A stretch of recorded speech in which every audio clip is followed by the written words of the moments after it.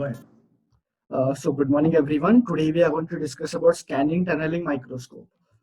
So basically, this microscope is used to scan the atomic surface up to atomic level, so you can actually see atoms through this. And this is a very awesome discovery, invention we humans have done. So the let's get into the basics of observing. So basically, how do we observe anything? We require four things for it: a transmitter, a receiver, a pulse, and an object. A transmitter sends a pulse which is reflected from an object and the receiver receives it. And thus we get to know the information of the object itself. This is used in, as you can see here, it is the example of echolocation, but this is used in literally most of the optical devices, including light microscopes. There is no problem in observing big things by a light microscope, but the problem is when the things get smaller, the phenomenon of diffraction happens. So when the thing gets smaller, you get some kind of, yeah, you can see here. This is an object itself, but you get a white blurry ring and the white light diffuses out. So you cannot actually clearly see the object. Okay. And as you can see here, if the distance between the object is close enough, you actually cannot resolve between, like, there are two objects or one object itself. So a scientist named Rayleigh devised a criterion that in the intensity curve, if the maxima of one curve is just above the minimum of one other curve, it is called as just resolve. So thus we get into a better technology, that is scanning electron microscope. So this microscope actually uses electron as waves to not just scan, to see small things. The speed of electron used is of the order of 10 raised to 5, which is calculated from the de Broglie's formula. We cannot get better resolutions. The best resolution we can get is 50 nanometers. We cannot get better because the problem is, like, let's say we take a beam of 5 nanometers, okay, and we shoot it at the sample. So the beam goes inside the sample. It excites the secondary electrons, and these are the electrons which we actually observe. And the width of the secondary electrons is nearly 50 nanometers big. So we cannot get better resolution from that. And as the electrons actually penetrate the surface, we lose the surface information itself. So we cannot do better from this.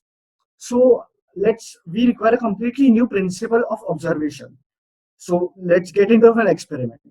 Taken on an irregular surface, try bouncing a football. Okay.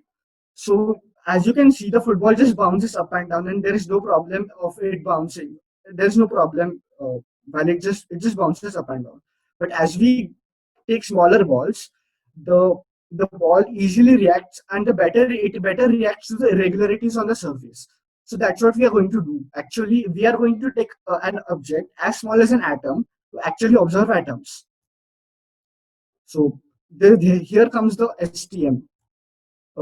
We require the bit understanding of quantum tunneling, which Sarah has already told to us. So let's get into the construction of scanning tunneling microscope. So what we have here, we have a sample and we have a needle, and the needle is nearly only one atom thick at its tip, as you can see here. So what we do is that we push the needle closer to the surface to the sample surface, such that the electron clouds of both the tip and the sample surface gently touch each other. And what we do next is we apply potential difference to the tip and to the sample. After applying potential difference, the electrons of the sample tunnel towards the electrons of the metal tip. I mean, they tunnel out through the vacuum out of nowhere. And what we do is we measure the current. And thus we get to know what is the distance of the sample from the metal tip. This method is so precise that if the metal tip was one atom above than what it is now, then the current would be 1,000 times less. So this is very precise measurement.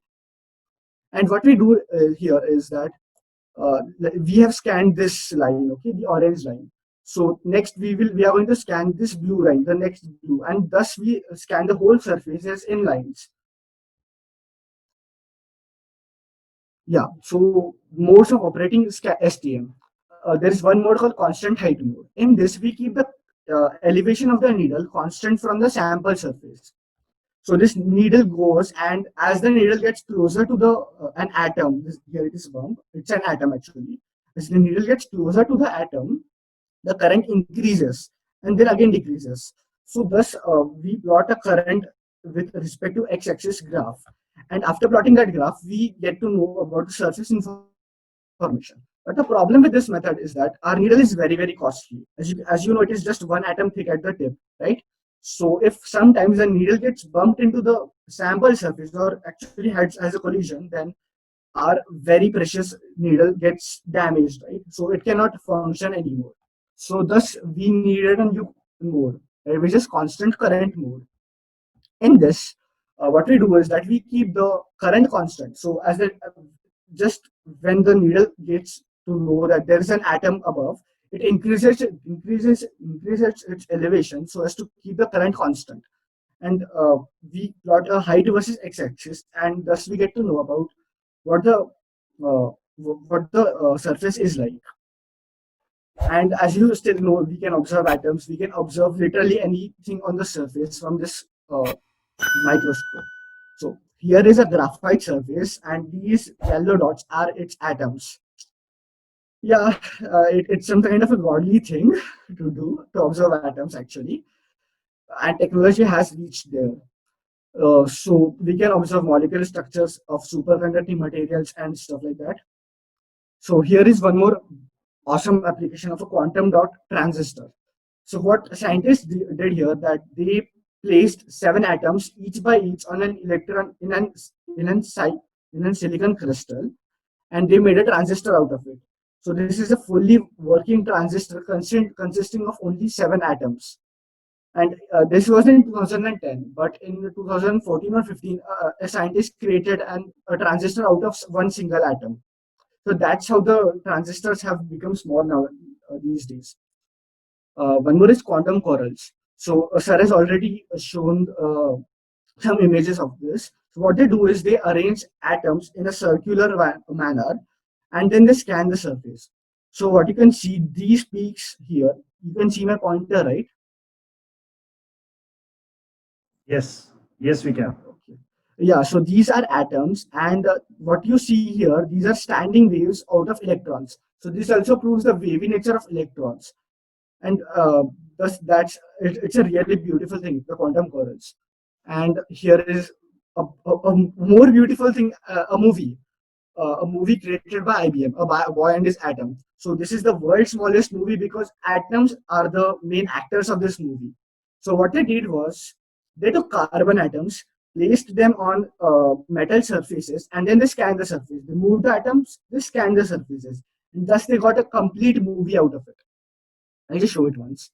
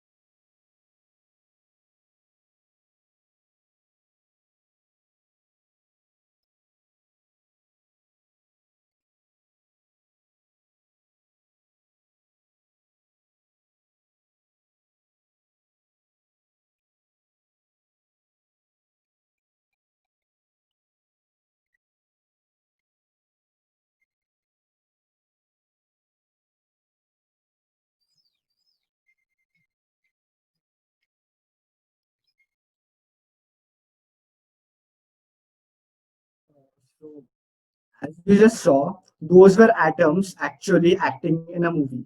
So what IBM is trying to do is that it is trying to increase the memory density of our storage devices. So they are trying to encode information in atoms. And wait a minute. Yeah, these are some sources from which I got my information. And yeah, an atomic thank you for Thank you for that beautiful presentation, Athar. So questions now or later? Yeah, we can take questions for STM right now. Okay. Okay. We have two volunteers, two students who have raised their hands. Parth, go ahead.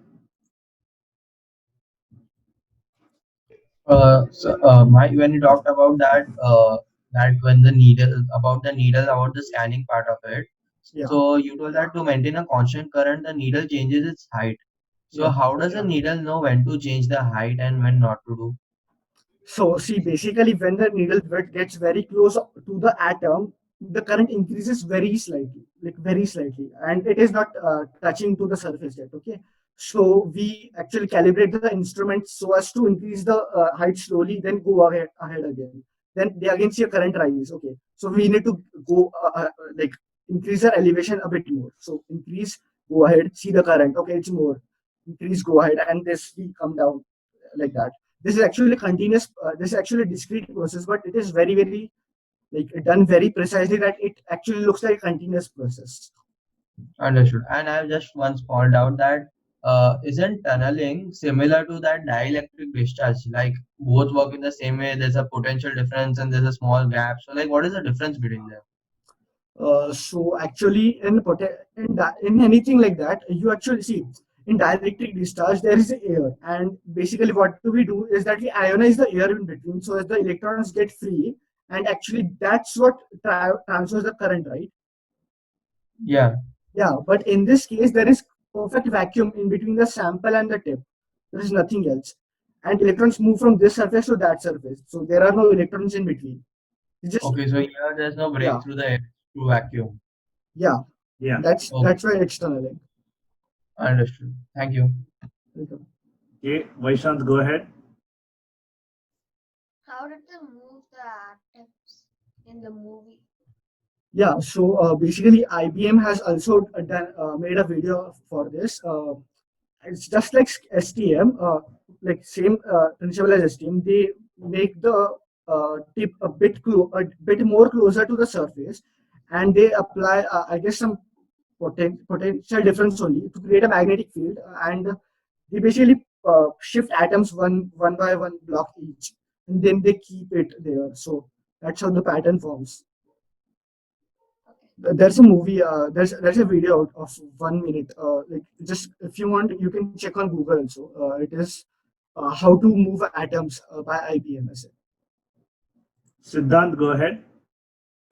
Sir, I wanted to ask if this method has any limitations based on the surface which we are Yeah, because yeah, it have yeah. higher penetration power. So Yeah. We cannot do this.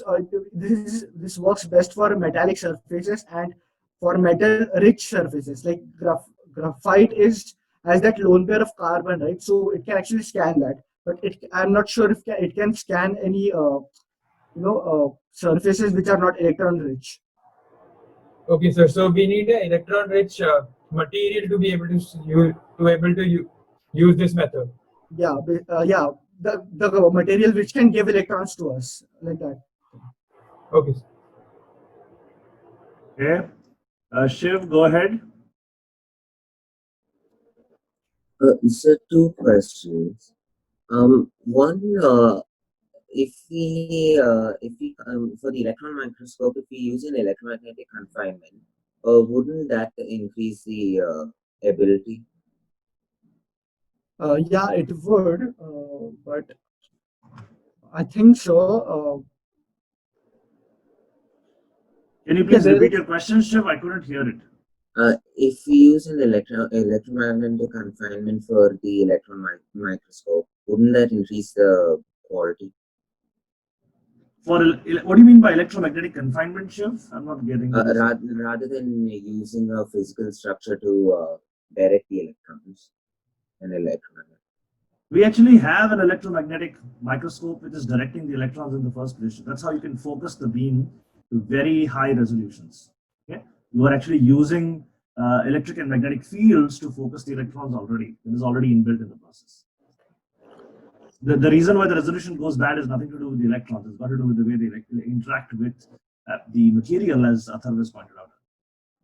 Yes, but why can't you replace that with an electromagnetic field? Replace what, Shiv? The material, or But then you want to material of- study the material, right? What Of is the the point of the microscopy? You want to study the material, right? Okay, okay. Yes, sir. Yeah. And one more question. How does the needle know whether there's projection or indentation? Can you repeat, please, the last part?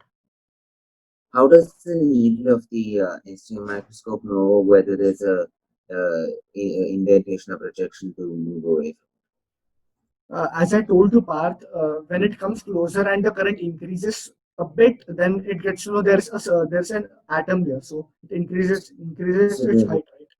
So as to not So get there'll be a tunneling to the tunneling won't be directly I didn't get it. What? down.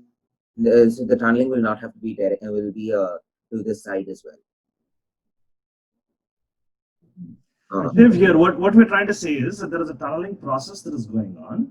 And depending on where, as you're moving it slowly, because you have a high resolution, you are able to control very finely as you're moving across the atom how much current is coming through. When the current increases, suddenly you know that the distance has changed and therefore you have to change the position of it. Okay? But that will require the electron to be tunneling to the side as well to No need, gain no need, injection to the no side. need, no need, no need. You just have to do it vertically, Shiv. I mean, every kind of process will always have some kind of radius of interaction, okay, which is the resolution limit. So within that is sufficient to understand this. So Okay? that You don't happens need any automatically. side tunneling. Okay, Okay. right?